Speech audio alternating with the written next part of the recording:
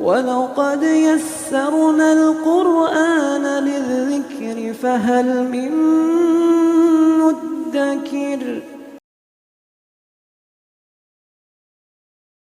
السلام علیکم ورحمۃ اللہ وبرکاتہ۔ الحمدللہ کفا وسلام علی عبادہ الذین اصطفیٰ، اما بعد۔ محترم ناظرین کرام، آسان درس قرآن میں آج 15ویں پارے کا 14واں رکوع ہے، جس کے اندر سورہ کہف سورہ نمبر 18 کی 5 آیتیں ہیں، آیت نمبر 13 سے آیت نمبر 17 تک۔ اعوذ باللہ من الشیطان الرجیم، بسم اللہ الرحمن الرحیم۔ نحن نقص علیک نبأہم بالحق انہم فتیۃ آمنوا بربہم وزدناہم ہدی۔ اے نبی صلی اللہ علیہ وسلم، آپ ان کو ان غار والوں کا صحیح واقعہ سناتے ہیں۔ بے شک وہ چند نوجوان تھے جو اپنے رب پر ایمان لائے تھے، اور ہم نے ان کو سیدھے راستے پر اور زیادہ جما دیا تھا۔ وَرَبَطْنَا عَلَىٰ قُلُوبِهِمْ إِذْ قَامُوا فَقَالُوا رَبُّنَا رَبُّ السَّمَاوَاتِ وَالْأَرْضِ لَن نَّدْعُوَ مِن دُونِهِ إِلَٰهًا لَّقَدْ قُلْنَا إِذًا شَطَطًا۔ اور ہم نے ایمان والے نوجوانوں کے دلوں کو اس وقت خوب مضبوط کر دیا جب انہوں نے حق کی دعوت کے لیے کھڑے ہو کر کہا تھا، ہمارا رب تو آسمان و زمین کا رب ہے، ہم اس کے سوا کسی دوسرے معبود کی ہرگز عبادت نہیں کریں گے، اور ہم اگر ایسا کریں تو بالکل بیکار بات کریں گے۔ ہؤلاء قوم اتخذوا من دونه آلہۃ لولا یاتون علیہم بسلطان بین فمن اظلم ممن افترى علی اللہ کذبا۔ ایمان والے نوجوانوں نے کہا، ہماری اس قوم نے اللہ کے سوا دوسروں کو معبود بنا لیا ہے، تو ان کے معبود ہونے کی کوئی کھلی نشانی کیوں نہیں پیش کرتے؟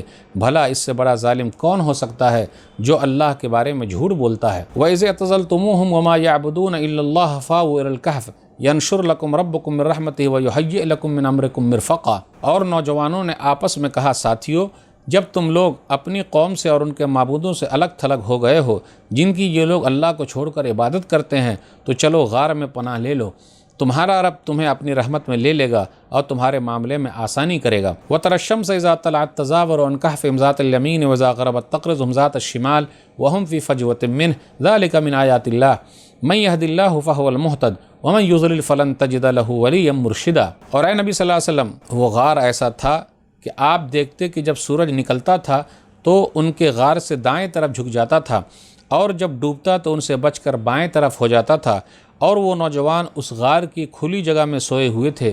یہ اللہ کی نشانیوں میں سے ایک نشانی تھی۔ جسے اللہ ہدایت دے دے وہی ہدایت پاتا ہے، اور جسے وہ گمراہ کر دے اس کا آپ کوئی راستہ دکھانے والا نہیں پائیں گے۔ ناظرین کرام، آسان درس قرآن میں 15ویں پارے کا 14واں رکوع ہے، جس کے اندر سورہ کہف سورہ نمبر 18 کی 5 آیتیں، آیت نمبر 13 سے آیت نمبر 17 تک۔ آیت نمبر 9 سے 27 تک 19 آیتوں میں غار والوں کا واقعہ ہے، اور ہم اور آپ پچھلے درس میں 4 آیتوں میں مجمل طور پر یعنی مختصر غار والوں کا واقعہ سن چکے ہیں، اس کی دعا بھی سن چکے ہیں۔ پھر اسی طریقے سے آج کے درس میں ہے آیت نمبر 13 سے آیت نمبر 17 تک 5 آیتیں اور ہے جو اصحاب کہف غار والوں کے واقعہ کے بارے میں ہے۔ آیت نمبر 13 سے 16 کے درمیان غور کیجئے، وہ لوگ اللہ پر ایمان لائے اور اپنی قوم سے الگ ہو گئے۔ انہم فتیہ، یہ چند نوجوان تھے۔ نوجوانوں کی بڑی اہمیت ہے، ہر زمانے میں نوجوانوں کی اہمیت رہی ہے، اس لیے جوانی میں عبادت کریں۔ کر جوانی میں عبادت کاہلی اچھی نہیں، کر جوانی میں عبادت کاہلی اچھی نہیں، جب بڑھاپا آ گیا کچھ بات بن پڑتی نہیں۔ یہ چند نوجوان تھے، کہا جاتا ہے بادشاہ دقیانوس کا زمانہ تھا، عیسیٰ علیہ السلام سے پہلے کا واقعہ ہے۔ یہ چند نوجوان، یہ 9 تھے یا اس سے کم تھے، اس کا ذکر ہے، بیان کیا جا رہا ہے۔ تو اب اللہ تعالیٰ نے ان لوگوں کے دلوں میں توحید کی بات ڈال دی، اس لیے ان لوگوں نے کہا، ہمارا رب تو وہ ہے، ربنا رب السماوات والارض لن ندعو من دونه الہا لقد قلنا اذا شططا، کہ ہمارا رب وہ ہے جو آسمان و زمین کا رب ہے، اور ہم اس کے علاوہ کسی کو معبود نہیں بناتے۔ اگر ہم پکاریں گے، بلائیں گے، تب تو ہم بہت ہی غلط بات کریں گے۔ اس کے بعد یہ ہوا کہ بادشاہ کو پتہ چلا کہ یہ چند نوجوان ایسے ہیں جو ایک اللہ کو مانتے ہیں، اور وہ چڑھاوا نہیں چڑھاتے، یعنی بادشاہ کو اللہ نہیں مانتے، نعوذ باللہ، معبود نہیں مانتے۔ پھر اس کے بعد جب انہوں نے بادشاہ کے دربار میں تقریر کی ان نوجوانوں نے، اور کہا یہ ہماری قوم ہے، اللہ تعالیٰ پر جھوٹ باندھ رہی ہے، کوئی دلیل تو لے آئے۔ تو یہ سب سے بڑے ظالم لوگ ہیں جو اللہ تعالیٰ پر جھوٹ باندھتے ہیں۔ اس کے بعد کہا جا رہا غار میں جا بیٹھو۔ ساتھیوں نے آپس میں کہا چلو اب غار میں چلتے ہیں۔ تو ایمان والوں کی حفاظت اللہ تعالیٰ نے کی، وہ لوگ چلے گئے، الگ تھلگ ہو گئے۔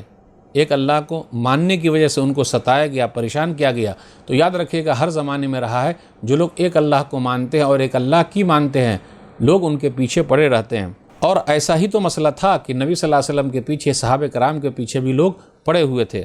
آپ غور کرتے ہوئے چلیں، اللہ نے جس طریقے سے حفاظت فرمائی ہے غار والوں کی اسی طریقے سے حفاظت فرمائی نبی صلی اللہ علیہ وسلم کی، اور آپ صلی اللہ علیہ وسلم کے ساتھ ابو بکر صدیق رضی اللہ تعالیٰ عنہ تھے۔ غار ثور میں اللہ نے مدد فرمائی ہے، اللہ نے حفاظت کی ہے۔ ان نوجوانوں کی بھی اللہ تعالیٰ نے حفاظت کی تھی جو بادشاہ پر ایمان نہیں لائے تھے بلکہ ایک اللہ کو ماننے والے تھے۔ ایک حدیث کے اندر آیا، صحیح بخاری کتاب و فضائل اصحاب النبی، حدیث نمبر 3653، جسے اللہ رکھے اسے کون چکے، غور کیجئے۔ نبی صلی اللہ علیہ وسلم اور ابو بکر صدیق رضی اللہ تعالیٰ عنہ غار ثور میں ہیں، اور مشرکین جو تھے وہ عدم منہ تک پہنچ گئے تھے۔ اگر وہ لوگ اپنے پاؤں کی طرف دیکھتے تو نبی صلی اللہ علیہ وسلم اور ابو بکر صدیق رضی اللہ تعالیٰ عنہ کو پکڑ لیتے، لیکن اس وقت اللہ پر ایمان اور بھروسہ کتنا تھا۔ ما ظنک یا ابا بکر بسنین اللہ ثالثہما، اے ابو بکر ان دونوں کے بارے میں کیا خیال ہے جس کا تیسرا اللہ ہو۔ اس لیے گھبرانے کی ضرورت نہیں، ایمان لائے ہیں، اللہ پر لائے ہیں، اللہ حفاظت کرے گا، بس صبر کرنے کی ضرورت ہے۔ اس لیے سورہ توبہ سورہ نمبر 9 میں آیت نمبر 40 ہے، لا تحزن ان اللہ معنا، گھبرائیے نہیں، اللہ ہمارے ساتھ ہے۔ بالآخر وہی ہوا۔ غور کرنے کی بات ہے کہ ایمان والے ہمیشہ اپنے ایمان کی حفاظت کرتے ہیں، ان کو اپنی دولت کی ضرورت نہیں ہے، دولت کی حفاظت کی ضرورت نہیں ہے، ایمان کی حفاظت کرتے ہیں۔ پھر اللہ ان کی مدد کیسے کرتے ہیں؟ تو غار میں چلے گئے اور وہیں رہے۔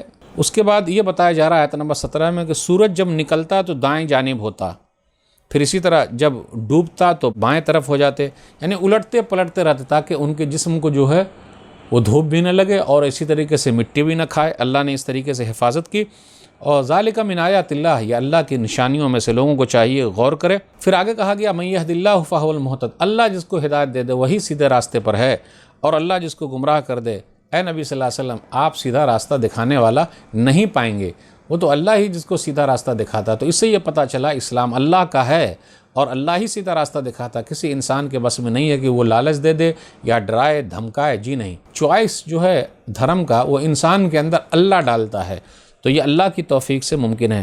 تو ناظرین اکرام، اصحاب کہف غار والوں کا واقعہ ہی چل رہا ہے، اب آگے کیا ہوا اس کی جانکاری کے لیے آئندہ کے درس میں ہم آپ کو بتائیں گے۔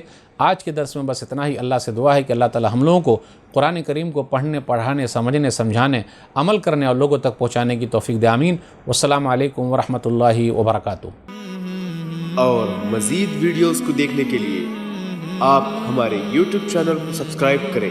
فجزاکم اللہ خیرا۔